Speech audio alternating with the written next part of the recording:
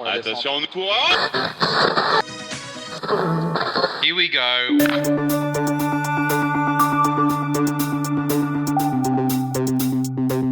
Let's take advantage of this. I'm Mitch Docker, and this is Life in the Peloton's Race Radio. Over to you. Hello everyone, wherever you're listening. Sounds like I'm starting a sort of morning breakfast show. No, this is Life in the Peloton's Race Radio. I'm Harry, your co-host, along with Stu. Hello, good morning, good evening, good afternoon, whatever time of day it is with you. It is a radio show, but it's in time and space and on the internet. Welcome. So what's going on, Stu? What is going on? Episode. The racing's properly underway now, isn't it? What's happening? We're in the thick of it. It's almost hard to keep up, to be honest. I mean, it certainly is if you're putting out the sort of power that People Ghana is. But there's been lots of racing, hasn't there? But we'll talk about that later on. This week, we have our first guest, which is quite exciting. Our first proper guest, because obviously we had Mitch on in episode 1, but he's our old mate. He's sort of our boss now as well. So we kind of had to do that, didn't we, really? Yeah. So that'll be coming up. We'll also talk about, Milan San Remo, which is also happening this weekend. We've got Tirreno Adriatico that's just happened, Paris-Nice, Trofeo Binda, so many good races happening. But more to the point, the good weather's finally coming here. Well, to a point where you live, Stu, up in Scotland. We've seen the sun. It's still 4 degrees, but we've seen the sun. Yeah. Have you been riding your bike? Have you been braving the cold? I have. I've been out, actually. I've been out 3 rides this year. I got a local legend on Strava. Can you believe it? I can't. I definitely can't. That must be a marketing ploy. No, I've been riding my bike. I'm actually going to ride the Hebridean Way next month. So I've been sort of trying to get not so worried about my legs, but I'm trying to get my arse used to the saddle. But, rides are always better when you're a bit fitter. And, I suppose that leads us to, we've got our first sponsor, Harry. Brilliant. Yeah, and it's a real one. It's not an imaginary hamburger stall in Belgium. No, it's Join Cycling, who are an AI-powered cycling coaching app. And if you're anything like me and you're aware that being fit makes riding your bike feel better, but you can't really be bothered to do the work of figuring out how actually to get there in a way that means that you don't burn yourself out, or any of these kinds of pitfalls that because training's it's not easy. If it was easy, we'd all be super fit and flying all the time, wouldn't we? Amazing. So it uses the power of AI to help be your sort of coach, essentially, right? Yeah, it's this app on your phone. You put in your goal, whatever that might be. Mine was just to be less slow. You tell it how available you are, how much time you've got. And even for me, when I don't have a lot of time, because I've got 2 kids, it still manages to come up with training plans. And I've been using it for the last couple of weeks. And the little green swooshy thing's going up. It's making me feel good, and I went out for a ride yesterday. I was flying. It was great. Excellent. I mean, as you know, Stuart, I am quite dubious about training. I've never followed a training plan in my life. You're my old school. idea of training, really old school. My idea of training, I've barely picked up my bike this year, apart from riding to work. But I decided that the best way to get my legs in shape was to go for 3 back-to-back days of really, really hard riding in the Welsh hills, which I've just finished today, which is why I probably sound exhausted. I guess that's one way to do it. I did think it would have been smarter if I'd actually just done some easier training than build up my fitness rather than, because I'll be honest, it was dubious as to whether I enjoyed these 3 days or not. Yeah, that's the big part of it for me. Is that obviously that's one way to do it. You can shock your system. Exactly. You can go full beans if you so desire. But what I've discovered is that you'll get a training session and you'll be doing it and you're kind of like, maybe this doesn't feel hard enough. And then you get to the end of it and you get all the endorphins and everything. You feel amazing. And then, it accumulates over time. And then you get all the benefit without any of the kind of, the pain and suffering part of it. Sometimes that's necessary, but turns out that's not the right way to go about things. So I've been having a great time. Maybe I should do it then. Just so you can enjoy riding your bike, yeah, I would recommend it. How do I and our listeners, how can we sign up? Or is there a deal that Life in the Peloton have got? Yeah, free for an instant. No. No, genuinely, they're free they've got a free trial, 30 days, so there'll be a link in the episode description. So if you want to give it a go, don't take my word for it, give it a go for free. And, whatever your goals are, big, small, medium-sized, put it in. have a go for a month. Enjoy. Brilliant. Link in the episode notes. Yeah. Shall we move on to our guest? Oh, yeah. Who is it, Harry? Well, our guest is one of the top World Tour pros in the women's peloton. She's Emma Norsgaard Bjerg, Danish superstar. She's also one of the great characters in the peloton, as you guys will all hear in a minute. I've got her Palmares here because... Well, the reason I thought we'd get her on is because the Cobbled Classics are just around the corner, and they're races that Emma does really well in. Although, as you'll hear, she maybe doesn't really enjoy them. But Emma can sprint, she can time trial, she can win from breakaways. She's good in the classics. Yeah. She's won the Sandman. She's come second at Brugge de Pan, at Omloop, second at those races. She's won the Danish champs multiple times in road and TT. And the biggest of all, she's got stage wins at the Giro and the Tour. So can't wait to hear what she has to say. And we had a great chat with her, and I'm sure you guys will enjoy it. Should we get into it? Yeah, let's do it. If you want to pop the kettle on before we settle down for a chat, you could pause now. Go and watch her stage win. Yeah, a stage win of the Tour 2023, one of the most exciting you could possibly watch. Yeah, let's give her a buzz. Harry has to get himself in the... Yeah, I have to. It's good. Emma, welcome along to Life in the Peloton's Race Radio. Could you introduce yourself in just one sentence? Ooh, one sentence. It's not my strongest side, but I am Emma Norsgaard Bjerg. I am cyclist, riding for Lidl-Trek. 25 years old, married, happily still. And I'm in Spain right now. No complaints. Amazing. We'll put lots of commas in that sentence. I like it. You didn't say it had to be a short sentence, Harry. No, it was a very long without any stop. Perfect.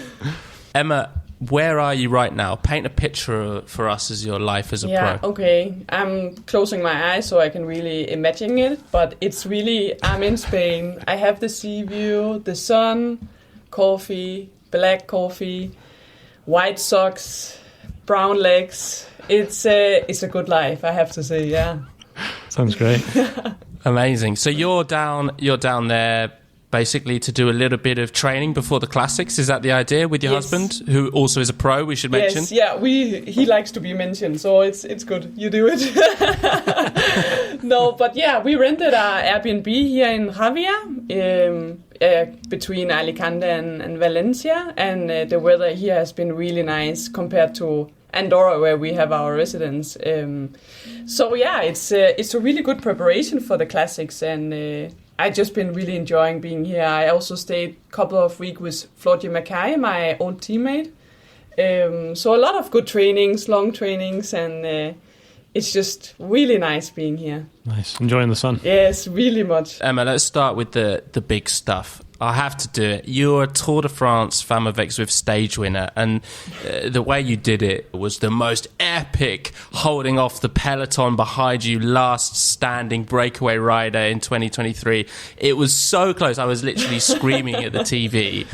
Talk us through that last kilometre, the feelings, the memories that you have of that day. It's so much happened that day that actually I'm so sad to say it, but I almost don't remember anything from it. I just remember that I fully had this tunnel vision the last kilometer, and I think I've never been so sure about anything before in cycling. Like, I was so sure I could win. I was so sure on myself, my legs, and my sprint. I didn't hear anything. Like, there was people, like I can see from the video after that they were like hammering on the banners, and in the radio they were screaming, but I heard nothing. I was just like, I just need to get to this finish line as the first one. And when I crossed the finish line, the only thing I still remember is actually Floortje Mackay coming to me as the first one, saying, "Oh, what happened? You just won." And yeah, I get goosebumps now because that is the best memory I have from it. And yeah, after I don't remember anything. I don't remember who I talked to.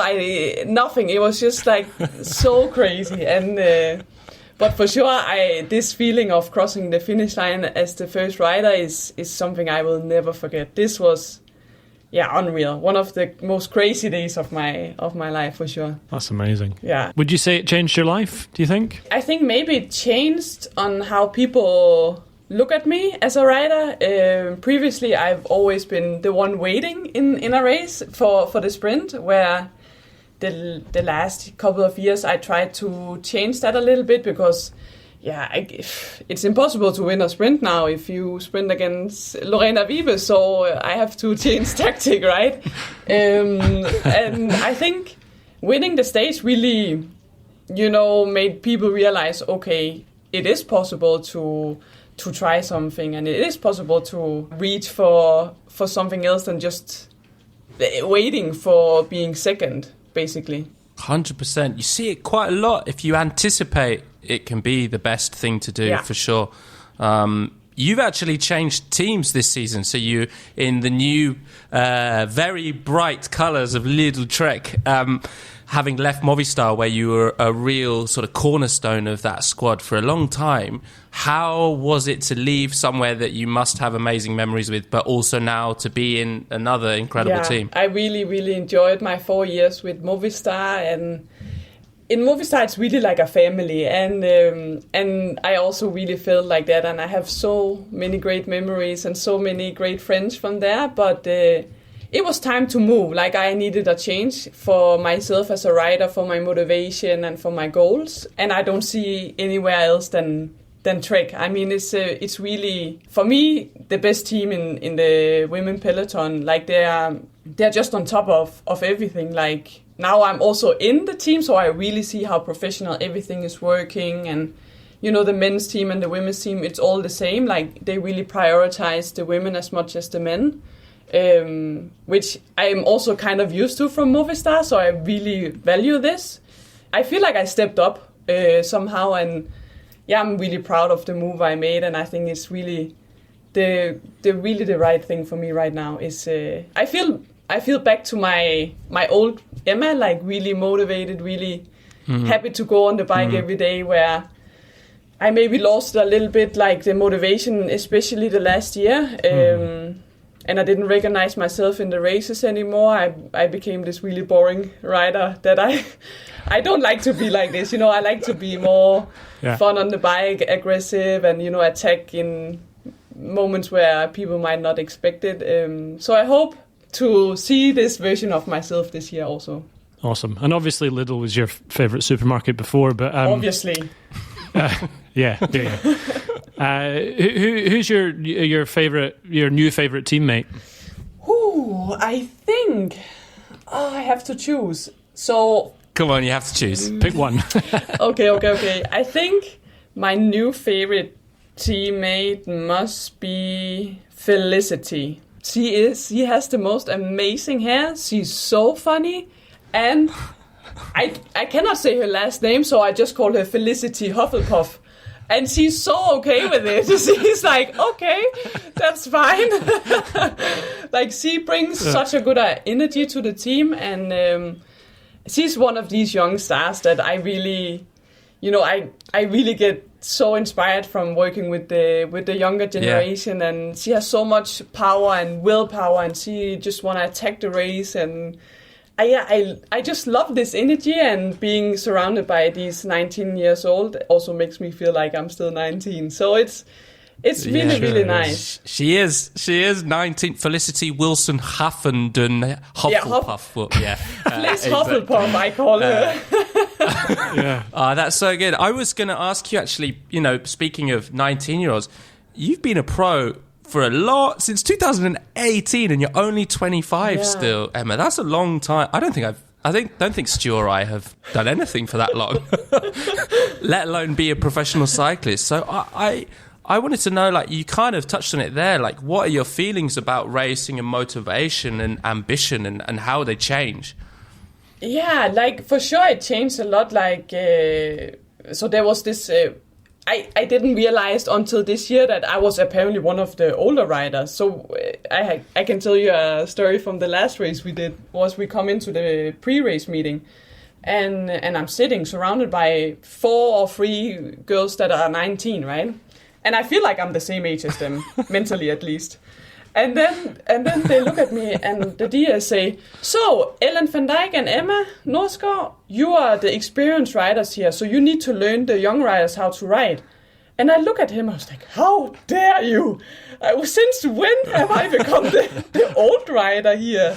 So I think I start realizing, shit, I actually been professional for a long time. And yeah, I don't know how I keep the motivation. Like now I change team and I think this automatically give you a bit more motivation and having new teammates, and maybe I'm racing a bit different races and in a different way. And I think for me this is key also to change up a little bit, change the things up a little bit sometimes. And for me this was the perfect moment to try something new. Nice. 2018, that was the year I got married, and I'm still happily married, like you said. So perfect. There's one. There's one thing. That's good. It's funny because, you know, you're on a team now. There's so many of these young teenagers, but when you were a teenager, it was more rare, was it not, to be like an 18-year-old?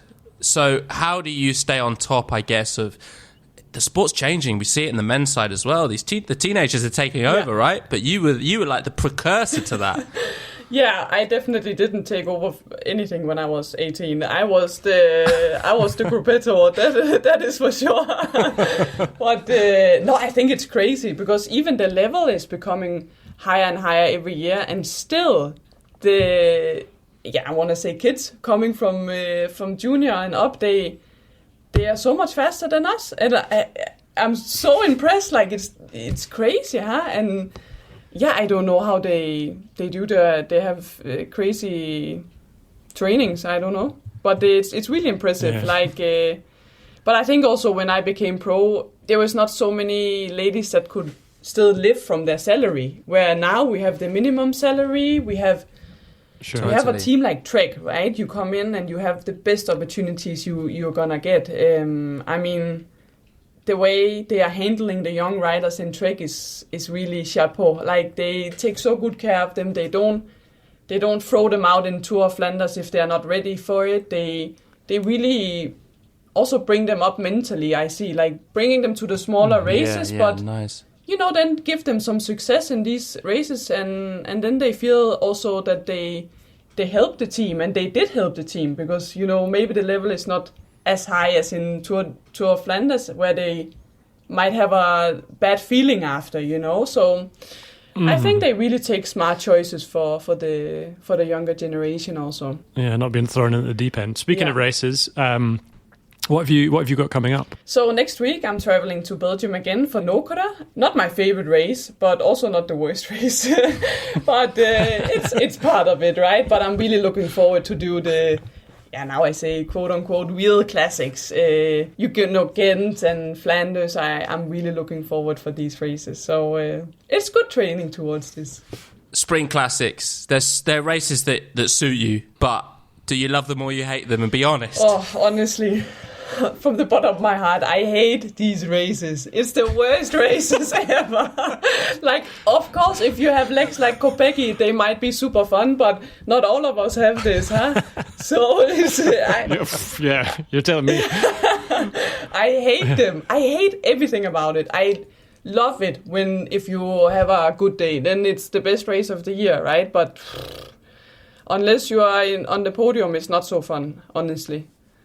Why is that? Just because of the positioning, the stress, the tiny roads, the cobbles, all of that kind of stuff? And people, I feel like every year people are getting even more crazy, you know, and I have to fight these 18 years old to position myself into Molenberg, and I'm like, you know, thinking about my husband going into this corner, and they don't care, they don't give a shit, you know, they just go full.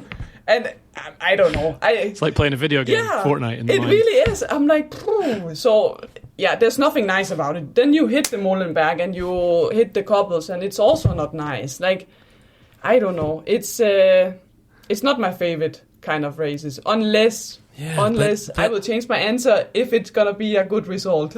I was gonna say you've had really good results. You come second at Omloop before, you know. These are like you come top 5 Ghent-Wevelgem. Is that right? Yeah, I mean after it's also nice. If you ask me after these results, for sure I say, best race of the year. Yes. So it depends. Depends, definitely. Yeah. You've actually told me, that reminds me of something you told me once in an interview where you were saying that sometimes on solo training rides, you get into kind of PlayStation mode in your head where you're kind of imagining the final kilometers of a race. You know, tell us about that. And also, do you have a dream win now? Is there one race that maybe is the one that comes into mind?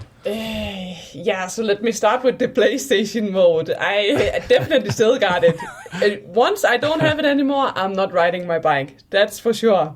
That's great. Keep the joy. Yeah. Exactly. I think that's the answer. Like, once I don't have this, I don't know how to say, but this childish way of looking at it, once it's stopped, I think it's also time to stop my career, maybe. But it keeps me going, you know, like if I'm on this climb here in Spain, I'm riding downhill, I really can picture myself in a final, and you know, even my heart rate will raise, and I would really be like, oh, I have to sprint to the top, you know, to make it before the peloton is coming. So it's really, I can really live myself into these moments of the victory, and I definitely still got it. Now I've trained a lot with other people, so then obviously it's not happening as often, but once I'm alone, then I start imagining all kinds of stuff. That is, but it's nice. Is there any race in particular that you imagine? Yeah, actually since Tour de France started on our calendar, it's always Tour de France that I come back to, and for sure after my win, it's like, and now I can really picture it happening, you know, like I know that it's for real, that it's not just in my head, so it's really even though you don't remember exactly. Right. All the more reason to do it again. When you picture that, or when you imagine that, I mean, or even in real life, I suppose, what would you say is better? Do you think it's winning a sprint, or is it winning solo?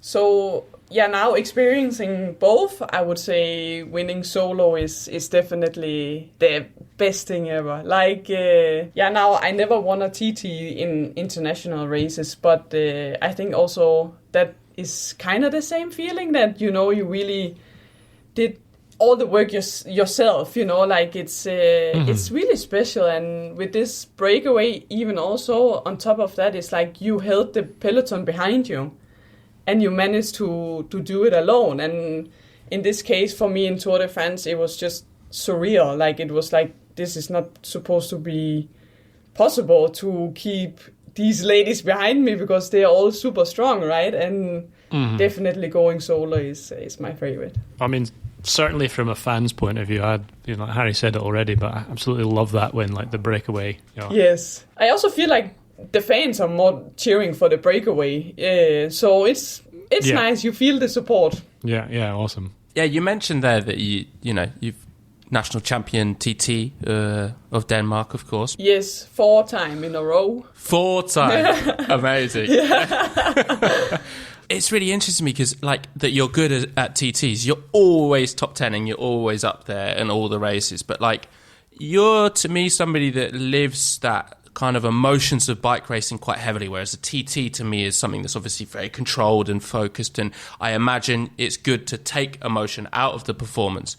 Like, I remember I was filming at the Tour de France Femmes last year with Emma, and some days you were like pure sunshine and happiness, and on other days the press officer was like, I think it's best we don't film Emma today. So tell us about that roller coaster of racing, how you live it, and also just how you get into that mindset for TTs. Yeah, I'm really sorry about that Tour de France. I was a complete mess. I was really the one day. It was crazy. But I mean, do not apologize to Harry or us. I think you got some good content from it, no? Yes, definitely. That's good. Definitely. No, I am really, really emotional as a person. So that is why I don't really like the TTs, because I can also really talk myself down. You know, if I don't see the number I want to see, I can say to myself the most crazy stuff like, but I'm the worst rider in the peloton. Why I don't even deserve to be on this bike. I don't deserve the colors I'm wearing. But it can also turn around to a positive things. Like if I see the right number, I am the best in the world. Like there's no one that can beat me. Not even Ellen van Dijk. Like I can just go on a. Yeah, like it's really. So sometimes it's good for me to be so emotional, and sometimes, of course, it also goes the wrong direction. So it's a bit difficult for me to go in the TT role always. Yeah. You mentioned already you've started a podcast with your friend Floaty Mackay, a name I love being Scottish. It sounds so Scottish. Called La Course de Gossip, right? Yeah. Tell us a bit about that. Yeah, it was a project that we were thinking about, me and Floaty, that we kind of needed, I think, in the women's peloton. That there is, of course, podcast about women's cycling that touch the subject of women's cycling, but I think a podcast dedicated solo to women's cycling and the women peloton and being a professional athlete, especially a cyclist, was something that we haven't seen before. And also now that we are both riders, I think it would make perfectly sense. From two different teams, we can also come with different perspective to the race that has been racing, and Floaty is definitely one of my best friends, so it's also, it's easy having this podcast with her. It's easy to open up to. It's just like talking with your best friend, right? And then everyone can listen suddenly. But I think it's really something that we need in women's cycling, that someone opens up about everything, I don't know, saddle sore or boyfriend problems or team problems, whatever, and we can analyze the race, or we can try to analyze the races. We are not the best in this, but we try.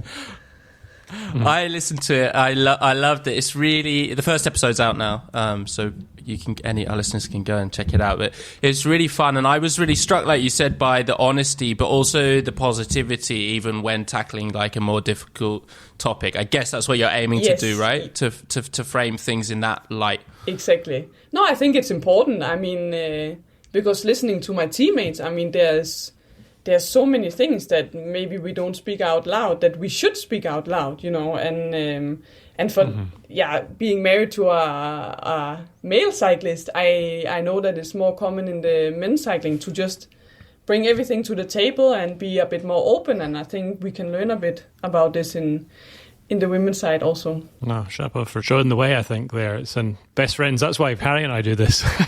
Yes. Yeah, exactly. We just want to have a nice chat, and hopefully people will like it. So obviously the podcast is called La Course de Gossip.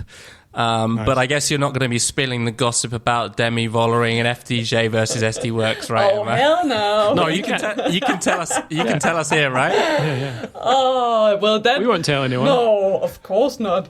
No, but I'm not going to give you everything because I'm going to keep something for my own podcast. But no. Could you give us one bit of gossip teaser, or something from the women's peloton? What are the riders talking about at the moment? What's the top topic? Yeah, you should have asked me last year when everyone changed team. Then it was a bit more interesting, right? But now it's more about the comeback kids, Anna and Pauline, that we are talking about. That it is impressive how they are riding, and also just cool. They're not afraid, and they don't they hold nothing back. I think it's so cool that they are just attacking in Strade, and Pauline crashes, she comes back and even do podium. I think, chapeau to both of these ladies, really. Yeah. Totally. I'm so happy to see them back, and they're both just such stylish attacking riders. Pauline's crash in Strade, did you see? She didn't even clip out one of her feet. She literally just got back. She still clipped it and just got back on and was riding. I was like, she rocks. She rocks, cool. Yes. Oh, but I'm getting jealous when I see something like this because this will never happen to me. I will lay there and I would be like, no, I DNF, yes. Don't worry. There's always choppers like Harry and I out there. It's like a shoe will come off. I'll be in a field. Literally. Emma, thank you so much for coming on. Thank you for inviting to the Race Radio. It was a pleasure. It was a pleasure to have you, and wish you the best at those horrible races that you don't like that are coming up in the next few weeks. Thank you. I'm gonna need it. Awesome. Oh, Harry, that was inspiring, wasn't it? Super inspiring. I mean, what a character! Like I said, she's just so fun. She's kind of almost too fun to be a pro cyclist, I think. such a hard career. Yeah. It made me, I think the positivity of it made me feel like I could do that as well, which is obviously complete nonsense. But we talked about what race you would want to win if you could win any race. What would that be for you, Harry? Yeah, well, I like when she was talking about how she kind of was daydreaming and playing it through. Super fun, super cool to hear that a top level pro has those kind of moments. I think it would be Worlds for me. Oh yeah. In the rain, I was solo. I'd be chased down by a rampaging peloton of 40 riders, but I'd managed to clip off the front with 15k to go. And yeah, I'd finish, and it would, I guess, finish outside Buckingham Palace. Why not? London Worlds. The Queen would be there to... Oh no, the Queen wouldn't be there. She's gone now, isn't it? The Queen would be there in spirit, let's say. Yeah. You? What would you go for? The King, with his big sausage fingers.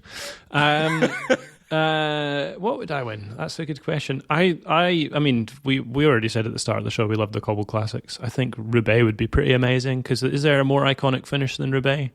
No. There is not, no. So like, I'm a glory hunter, so I just want to go for the big one. It wouldn't be something like Milan-San Remo, topical, I suppose, too long for me. I would, my tendency to... Yeah, your dream race should be the kilo on the track. Yeah, raced at 30%. That would be my dream race, because I might actually finish it. I've also ridden the Strade Bianche Sportive, which was pretty cool. I was there the year that Tish Benoot won, and he was, covered and it looked amazing. That was one of the great additions. Well, speaking of great Italian races, is of course Milan-San Remo this weekend. I think the last half hour of San Remo, my favourite half hour of racing all year. It's the only half hour worth watching, arguably. For sure, it's the only half hour. No, don't watch anything before, but that half hour, there is like a crackle and an intensity to it that unlike any other, I think, is amazing. So yeah, something to look forward to. And then we've got all the classics as well. But we just come off 2 great weeks. Well, 2 races in a week, Tirreno and Paris-Nice. Anything caught your eye, Stu? What caught my eye? Did you see Pipo Gano ripped his derailleur off? Did he? What, through the power? I think he shipped his chain, and he I can't remember how he said it exactly, but he's like, I tried to put it back on with a bit of power and smashed it into a million pieces. Yeah. Right. Is there anything that we cycling fans love to see more than big men hanging tough in the mountains? Oh. Because we saw 2 of them do amazing performances, respectively, at Tirreno and Paris-Nice. We obviously saw Pipo Gano, who's listed as 83 kilos, comes second overall behind Juan Ayuso, and also Mads Pedersen at Paris-Nice, who was the strongest man in the race, basically. And it was amazing. I think it kind of goes to that underdog thing that we like to see. But do you remember when Wout van Aert was climbing like an absolute god on the Tour de France? That was and amazing, he was just dropping wasn't it? GC riders. There's something about it, isn't it? Is it the impossibility of it? Is that what you say, the underdog part of it? But there's also like you can't do that. 100%. So, I mean, it bodes well for those 2. I'd love to see Pipo win Milan-San Remo. And then Mads Pedersen win Roubaix. He's always wanted to. That's his kind of dream race. So we will see. Say it quietly. Another thing I love to see is riders from other teams helping each other out. So I was watching the end of Tirreno Adriatica last stage. It's this kind of sprint stage, and they have an intermediate sprint with 40k to go. And Jonathan Milan, who is the teammate of Pipo Gano on the Italian track squad for the Team Pursuit, they won the Olympic gold together. I'm sure he'd make no bones about it. He led out Pipo, so he rides for Lidl-Trek, Pipo rides for Ineos, so that Pipo could get the bonus seconds that jumped him ahead of Antonio Tiberi to take second overall. And then Pipo then repaid the favour right at the end and basically led out Jonathan Milan, who won the stage. That was great. Oh yeah, Antonio Tiberi, famous or infamous cat killer. Yeah, noted, feline enemy. Also of note, Jarek G, 4th overall. Remember we mentioned him. The Project GC continues apace. Yeah. It's building up a nice head of steam. Yeah. So yeah, Tirreno and Paris-Nice. It was great. It was so nice to just turn on my TV at work and watch some stage racing. Yeah, it was some pretty bad weather though, wasn't it? Oh yeah, I mean it's part of the national identity, isn't it, Harry? We can't not talk about the weather being from this scissor dial, and we talked about the addition of Strade Bianche where it was dead rainy earlier. But I tell you what, seeing that was awesome. Being there and riding in the pissing rain was terrible. I wouldn't recommend it. So yeah, it wasn't a great trip from a riding perspective. It was a great trip from a watching racing perspective. Yeah, and I always feel guilty watching riders suffer in the rain and the sleet and stuff, but it just looks awesome, doesn't it? Totally. Like on Saturday, the Queen stage of Paris-Nice, Michael Storer won from the breakaway. I don't know if you saw that. It was snowing in the last kilometre, and he was wearing a short sleeve skin suit, and it was that Assos one that has what can only be described as a plunging neckline. It kind of almost reaches the nipples. That thing, absolutely brutal. But it did look epic. But then all the riders coming across the line, they looked so miserable. Yeah, terrible. And I was thinking, rather than no, it's very trendy these days for riders to have ice baths straight after the stage. All of the soigneurs should have just been frantically filling them with kettle after kettle of boiling water, steaming water. Just jump right in the nice bath. Hot big team bath at the end that you can get into and warm up. That'd be great. Yeah. Well, exactly. The team bus could drag around a hot tub at the back or something like that. Yeah, good for stages like that. Yeah. Did you see there was that picture of Brandon McNulty where he looked like a hand that had been in a glove too long? It was all like it was like all of him had gone pruny, not just his hands, but his entire his snot-covered mustache. Oh, terrible, but also incredible at the same time. Awesome. Yeah, it's just a conflicted thing because it's obviously awful, but one of the favourite cycling kind of visuals I have in my mind is the 2013 Giro d'Italia, Vincenzo Nibali in the pink jersey climbing through the snow on his way to win the race overall, stage 20, thousands of Italian fans going crazy, snow so thick that you could barely see it.